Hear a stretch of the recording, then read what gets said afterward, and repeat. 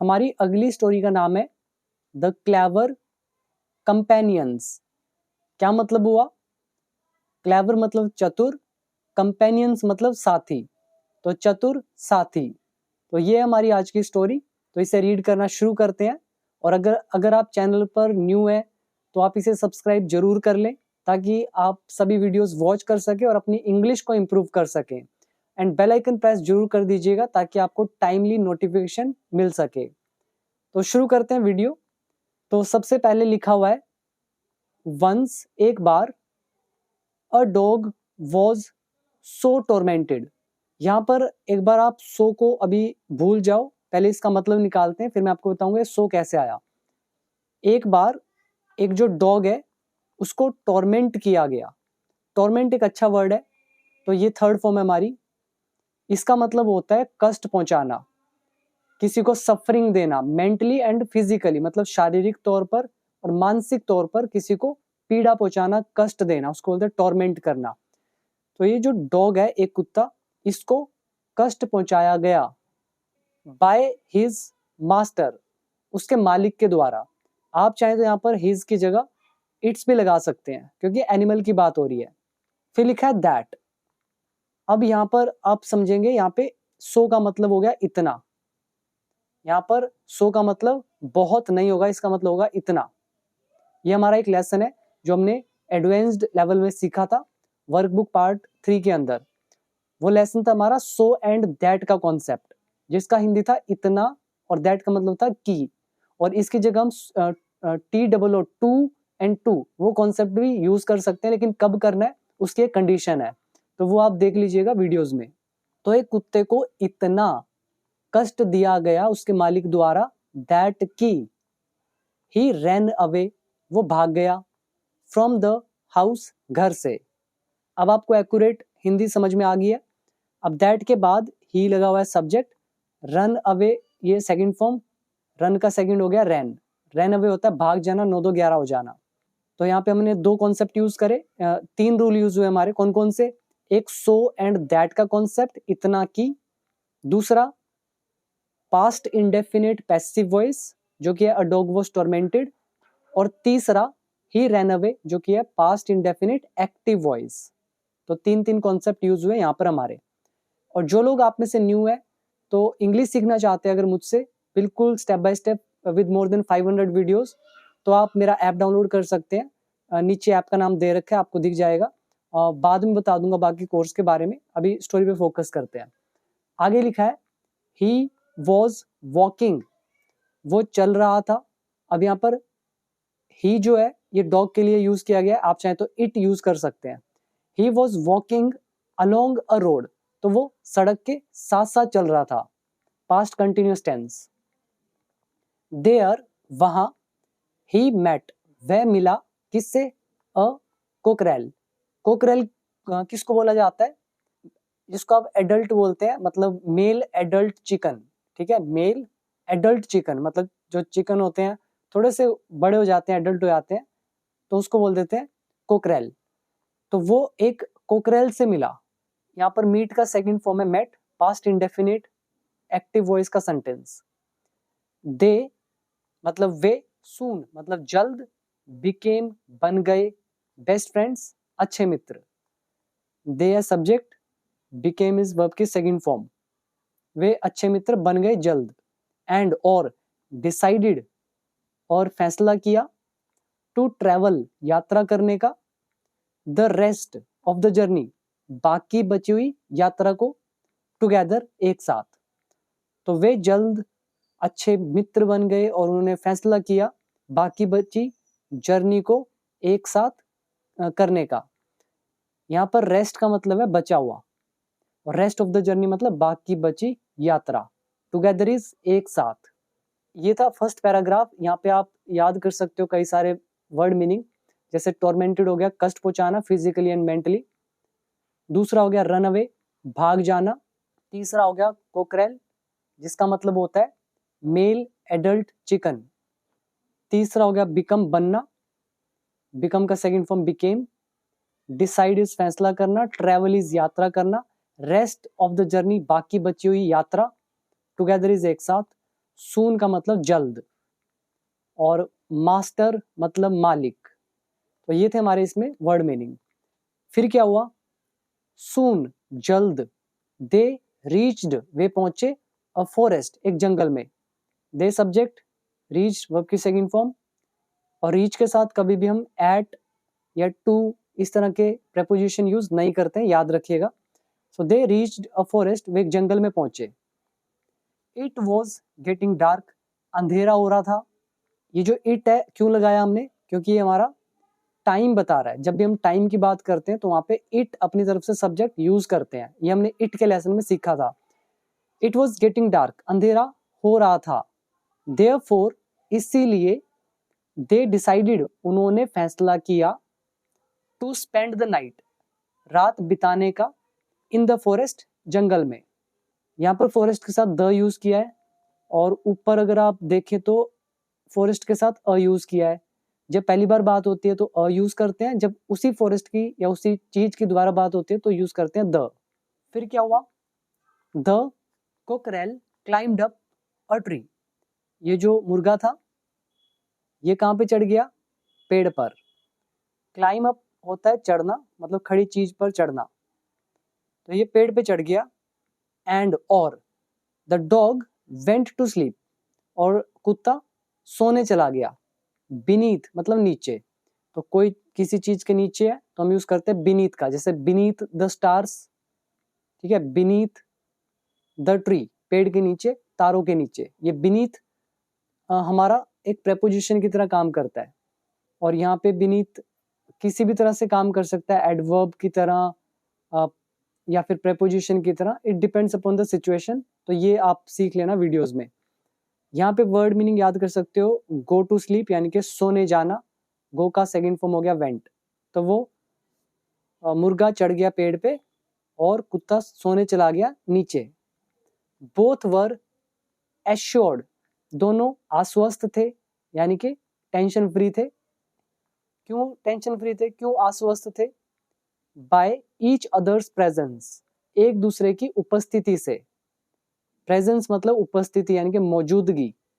And और had a sound sleep, और चैन की नींद ली। यहाँ पर हैड जो है ये वर्ब की सेकंड फॉर्म है।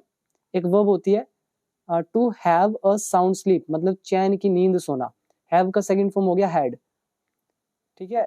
अब यहाँ पे समझे मतलब पहले, रीएश्योर्ड आश्वस्त होना हिंदी में बोल देते हैं, जैसे एश्योर जिसमें बोलता हूँ गारंटी एश्योर्ड, मतलब गारंटी पक्का है, चिंता मत करें, तो वैसे रीएश्योर्ड। प्रेजेंस मौजूदगी, उपस्थिति। फिर आप याद कर सकते हैं हैव अ साउंड स्लीप, चैन की नींद सोना। देन बीनीथ यानी कि नीचे, क्लाइंब अप चढ़ना, देयरफॉर इसीलिए, और गेट डार्क अंधेरा होना, स्पेंड बिताना, व्यतीत करना, खर्च करना। और टेंस कौन से हैं, ये रीएश्योर्ड जो है ये एडजेक्टिव है, थर्ड फॉर्म नहीं है। सो बोथ वर रीएश्योर्ड, दोनों आश्वस्त थे, यानी कि ये एडजेक्टिव है। और फिर यहाँ पर हैड है वर्ब की सेकंड फॉर्म, और इसका सब्जेक्ट होगा both. Both had a sound sleep, both एक सब्जेक्ट का काम कर रहा है, इसका हेल्पिंग वर्ब हैड, हेल्पिंग नहीं मतलब मेन वर्ब सेकंड फॉर्म। इसके बाद आज ये next paragraph, the cockerel woke up early, जो कोकरेल था वो जागा, अर्ली यानी कि जल्दी। वेकअप इज जागना, वेकअप का सेकंड फॉर्म वोकअप, तो वो जल्दी जागा इन द मॉर्निंग सुबह। एंड और एज यूजुअल हमेशा की तरह, बिगैन यानी कि लगा, लगा मतलब शुरू कर दिया उसने। जैसे मैं बोलता हूँ वो रोने लगा, वो रोने लगी मतलब लगा, तो बिगिन का सेकंड फॉर्म बिगैन। तो वो लगा टू क्रो, मतलब आवाज निकालने। अब क्रो क्या होता है, जैसे कुत्ता भौंकता है बार्क, कौवा क्रो करता है तो कौवे की आवाज होगी। ऐसे ही जो मुर्गा बांग देता है तो बांग देने को बोलते हैं क्रो, तो वो बांग देने लगा एज यूजुअल हमेशा की तरह, लाउडली जोर से। और क्या दे रहा था आवाज, कॉक अ डोडल डू, ठीक है, एस कुकड़ू को बोल देते हैं कॉक अ डोडल डू, तो ये आवाज निकालने लगा। फिर क्या हुआ, अ फॉक्स एक लोमड़ी, हर्ड मतलब सुन लिया, एक लोमड़ी ने सुन लिया द क्रो मतलब मुर्गे की बांग को। यहाँ पर क्रो है वर्ब और यहाँ पर जो क्रो है ये है एक नाउन। यहाँ पर क्रो मतलब हो गया जो बांग देना और यहाँ पर क्रो का मतलब है बांग, कौवा मत समझना। तो फॉक्स ने हर्ड मतलब सुनी, बांग एंड थॉट और सोचा। क्या सोचा? She would get a tasty meal कि उसे एक स्वादिष्ट भोजन मिलेगा। अब उसने बोला मिलेगा विल, उसने कहा होगा I will get a tasty meal, लेकिन हम इनडायरेक्ट नरेशन का यूज कर रहे हैं तो शी वुड, विल का हो गया वुड और आई का हो गया शी। तो मुझे एक टेस्टी भोजन मिलेगा इन द मॉर्निंग सुबह, तो उसने ऐसा सोचा। तो ये हमारा पास्ट प्लस वुड का भी लेसन है एक्चुअली ये इनडायरेक्ट नरेशन। अब फॉक्स कौन सी फॉक्स? पासिंग बाय, जो बगल से गुजर रही थी। ये हमारा वर्ब है पासिंग बाय। आप चाहें तो इसको बड़ा भी कर सकते हैं सेंटेंस को रिलेटिव प्रोनाउन लगा के, जैसे अ फॉक्स, फॉक्स कौन सी, फिर हम द लगाए थे, the fox who was passing by, जो गुजर रही थी बगल से, हर्ड उसने सुन लिया, द क्रो बांग को, ठीक है। तो यहाँ पे हु जो है उसको उड़ा दिया, सीधा लिख दिया पासिंग बाय। तो फॉक्स कौन सी? जो गुजर रही थी बगल से। अब करें यहाँ पे वर्ड मीनिंग याद। एक हो गया वोकअप जागना, एज यूजुअल हमेशा की तरह, टू क्रो बांग देना, पास बाय बगल से गुजरना, टेस्टी यानी कि स्वादिष्ट, क्रो मतलब बांग। इसमें यही सारे वर्ड मीनिंग है, बाकी सब रूल्स हैं हमारे अकॉर्डिंग टू इंग्लिश ग्रामर। आगे फिर क्या हुआ? She went to the tree, वह गई पेड़ के पास। तो पेड़ के पास गई एंड सैड और कहा, टू द कॉक उस मुर्गे को। अब उसके एग्जैक्ट वर्ड क्या थे फॉक्स के? कम डाउन प्लीज, कृपया नीचे आइए, your voice is so sweet, आपकी आवाज बहुत स्वीट है। अब यहाँ पर हमने यूज किया सो, इसका मतलब है बहुत। ऊपर जो सो आया था उसका मतलब था इतना। तो आपकी आवाज बहुत मधुर है, मीठी है। I want to hear it, मैं इसे सुनना चाहती हूँ, फ्रॉम नियर पास से। ये आ गया वॉन्ट टू का लेसन, फिर वर्ब की फर्स्ट फॉर्म। और ये your voice is so sweet, your voice है सब्जेक्ट, इज लगा हुआ है, स्वीट हमारा एक एडजेक्टिव, ये हमारा नाउन एडजेक्टिव का चैप्टर। और कम डाउन प्लीज ये है हमारा इंपेरेटिव सेंटेंस। यहाँ पे वर्ड मीनिंग याद कर सकते हैं। एक हो गया स्वीट मतलब मीठा, फिर हियर हो गया सुनना, और वॉइस, वॉइस मतलब आवाज, साउंड मतलब भी आवाज, वॉइस मतलब भी आवाज। लेकिन किसी व्यक्ति यानी कि लिविंग बीइंग जो होता है उसकी आवाज को वॉइस बोलते हैं, और नॉन लिविंग थिंग की आवाज होती है जैसे मोबाइल की आवाज, ट्रैक्टर की आवाज, उनको हम साउंड बोलते हैं। फिर इसके बाद अब क्या होता है? यहाँ पर लगे हुए हैं डबल इन्वर्टेड कोमाज। सैड मतलब कहा, द कोकरेल, कोकरेल ने कहा, मुर्गे ने कहा, थैंक यू धन्यवाद, ओनली यू केवल तुम, हैव प्रेज्ड केवल तुमने तारीफ की है। प्रेज है वर्ब की थर्ड फॉर्म, यू है सब्जेक्ट, ओनली का मतलब केवल, और हैव लगा हुआ है present perfect tense active voice. So धन्यवाद केवल तुमने तारीफ की है, माई वॉइस, वॉइस मेरी आवाज की। I want to sing to you, मैं तुम्हारे लिए गाना चाहती हूँ। अगेन वॉन्ट टू का लेसन, तुम्हारे लिए गाना चाहती हूँ, बट लेकिन, माई गार्ड जो मेरा पहरेदार है, विल नॉट अलो दिस, वो इसकी अनुमति नहीं देगा। ये हमारा विल का चैप्टर, अलो मतलब अनुमति देना, आज्ञा देना। तो मेरा जो गार्ड है पहरेदार वो इसकी अनुमति नहीं देगा। तो ये कहा मुर्गे ने। फिर डबल इन्वर्टेड कोमास लगे हुए हैं, बोस्टेड द फॉक्स, फिर लोमड़ी ने कहा। बोस्ट का मतलब होता है, ये एक वर्ब होती है हमारी बोस्ट, हिंदी में एक्यूरेट हिंदी होती है शेखी मारना। जैसे बोलते हैं ना, मतलब अपने आप को ज्यादा ही दिखाते हैं गप्पे मार मार के कि मैं ये कर दूंगा वो कर दूंगा, तो उसको बोलते हैं बोस्ट करना, शेखी मारना। और शेखी मारने वाले को बोलते हैं बोस्टर, शेखी बाज। तो फोक्स ने बोस्ट किया मतलब शेखी बाजी करी, मतलब कहा अकड़ में, हु इज योर गार्ड, तुम्हारा पहरेदार कौन है? आई विल सी हिम, मैं उसे देखूंगी। तो ये उसने कहा लोमड़ी ने। फिर यहाँ फिर से डबल इन्वर्टेड कोमास लगे हुए हैं, तो ये किसने कहा? ग्राउल्ड। ग्राउल का मतलब होता है गुर्राना, जैसे कुत्ते गुर्राते हैं ना गुस्से में। तो ग्राउल्ड द डॉग, तो डॉग जो है वो गुर्राया, बेरिंग इट्स टीथ, अपने दांतों को दिखाते हुए। आपने देखा होगा कुत्ता दांत दिखा के किस तरह से गुर्राता है तो उसी को बोलते हैं ग्राउल्ड द डॉग, कुत्ता गुर्राया दिखाते हुए अपने दांतों को। क्या बोला वो? आई एम इट्स गार्ड, मैं इसका पहरेदार हूं, मैं इसका गार्ड हूं। Now let me see you, अब मैं तुम्हें देखता हूं। ठीक है, एक्यूरेट हिंदी बता रहा हूं, अब मैं तुम्हें देखता हूं।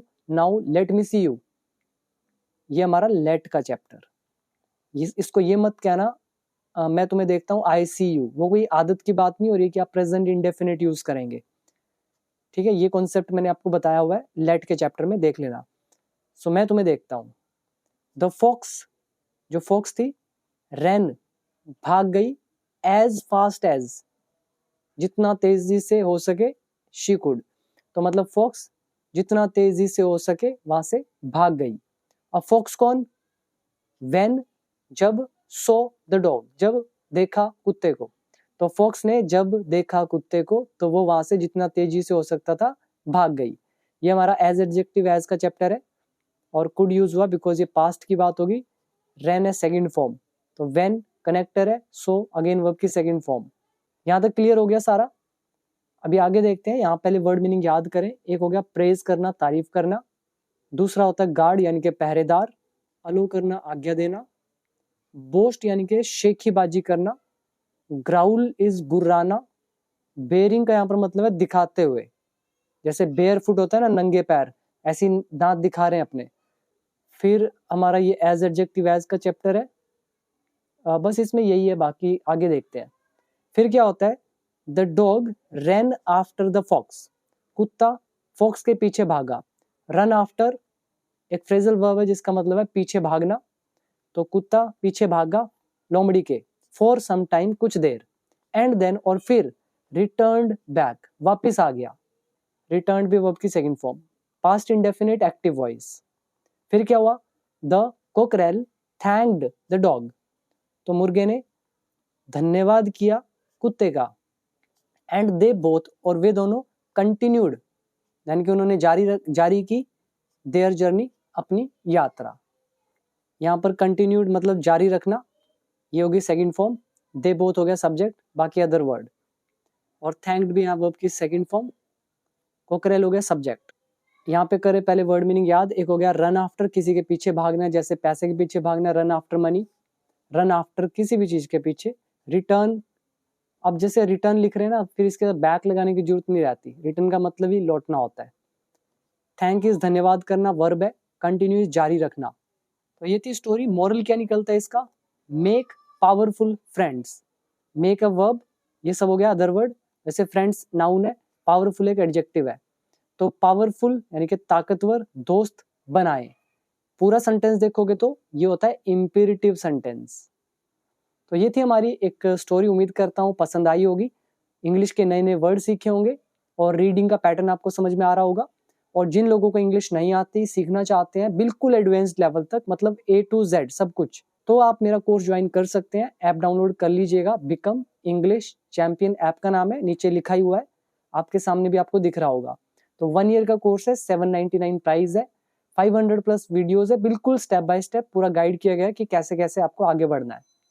और इसके अलावा लाइफ टाइम वाला वैलिडिटी भी है, अगर आप लाइफ टाइम जुड़ना चाहते हो तो आप जुड़ सकते हो। इसका प्राइस है 4999। इन फ्यूचर प्राइस बढ़ सकते हैं, सो अभी इसका फायदा उठा सकते हैं। तो जरूर कीजिएगा इसको join and start learning English. तो अभी दीजिए इजाजत। Thank you so much.